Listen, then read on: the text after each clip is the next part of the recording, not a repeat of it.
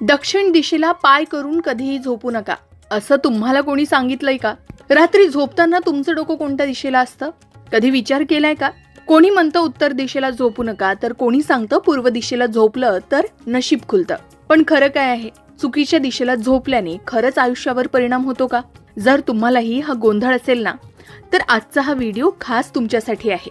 कारण आपण दिवसभर काम करतो, धावपळ करतो, पण रात्री जेव्हा आपण झोपतो तेव्हा आपलं शरीर आणि मन पुन्हा ताजंतवानं होत असतं. तुम्ही कोणत्या दिशेला डोकं करून झोपता याचा तुमच्या मनावर, आरोग्यावर कसा परिणाम होतो, पैशावर आणि मानसिक शांतीवर मोठा परिणाम होतो का?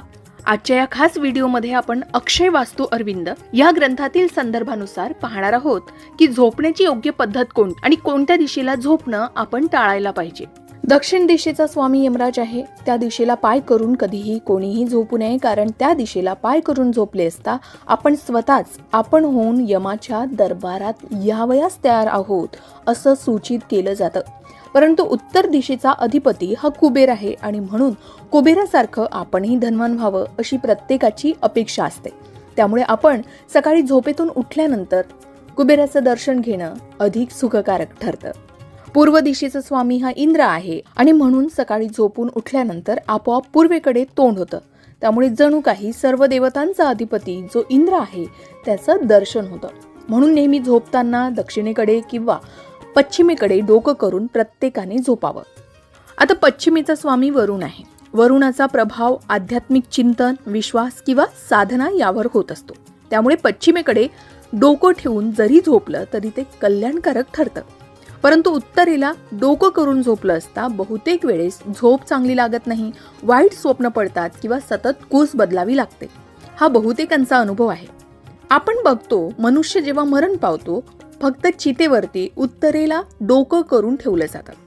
म्हणूनच शांत आणि चांगली झोप लागायची असेल तर दक्षिणेकडे कधीही पाय करून झोपू नये, हे लक्षात ठेवावं. आता दक्षिण दिशेला डोकं करून झोपू नये असं आपण ऐकलं असेल, पण यामागे वास्तुशास्त्रच नाही तर काही वैज्ञानिक कारणही आहेत.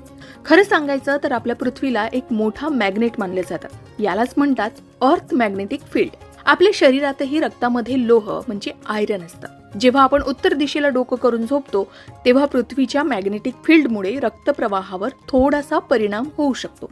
म्हणजे डोक्याकडे प्रेशर वाढू शकतं, झोप नीट लागत नाही, डोकेदुखी किंवा अस्वस्थता जाणवू शकते.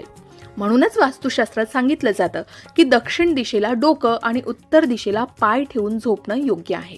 यामुळे शरीराचा मॅग्नेटिक फ्लो आणि पृथ्वीचा फ्लो एकाच दिशेला राहतो आणि झोप शांत, गाढ आणि आरामदायक लागते.